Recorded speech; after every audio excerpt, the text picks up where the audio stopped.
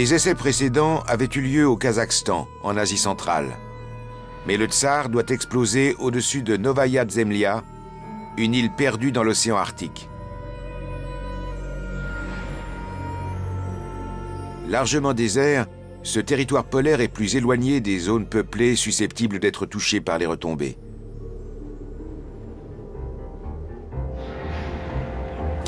À l'aube, l'équipage chargé de cette mission historique reçoit les dernières consignes.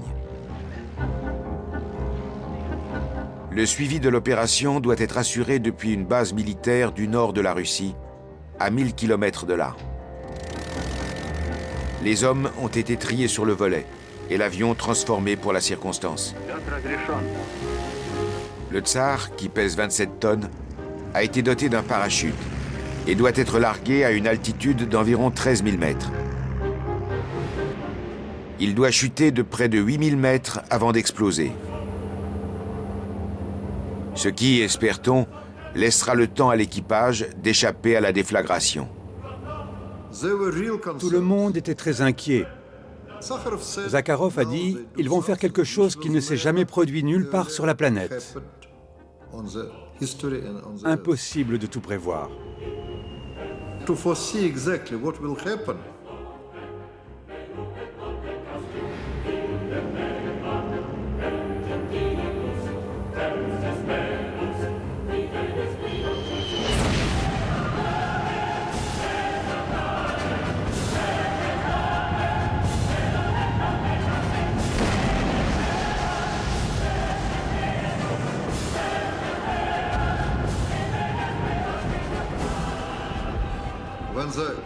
L'onde de choc a été telle que l'avion a chuté d'1 kilomètre. Comme il était très haut, ses passagers ont survécu, mais il a eu du mal à résister. L'explosion d'origine humaine la plus gigantesque de tous les temps produit un champignon qui culmine à 65 km, soit environ 7 fois la hauteur de l'Everest. Des bâtiments sont détruits dans un rayon de plus de 100 km et des vitres soufflées à 500 km. Les analystes qui enregistrent l'onde de choc s'attendent à une très grosse explosion, mais pas de cette ampleur. Nous avons été impressionnés, surtout par le fait qu'ils l'avaient fait par avion. Et encore plus, quand on a compris que s'ils avaient mis davantage d'uranium dedans, chose qu'ils auraient pu faire, ils auraient atteint 100 mégatonnes. C'était vraiment incroyable. Les conséquences à en tirer sont simples.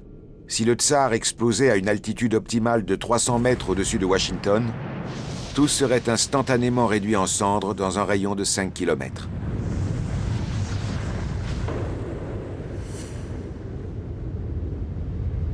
Dans un rayon de 20 km, les gens seraient brûlés au 3e degré et les bâtiments seraient détruits à plus de 30 km. Dans ce scénario, la bombe tuait sur le coup plus d'1 million de personnes, peut-être 3,5 millions au total.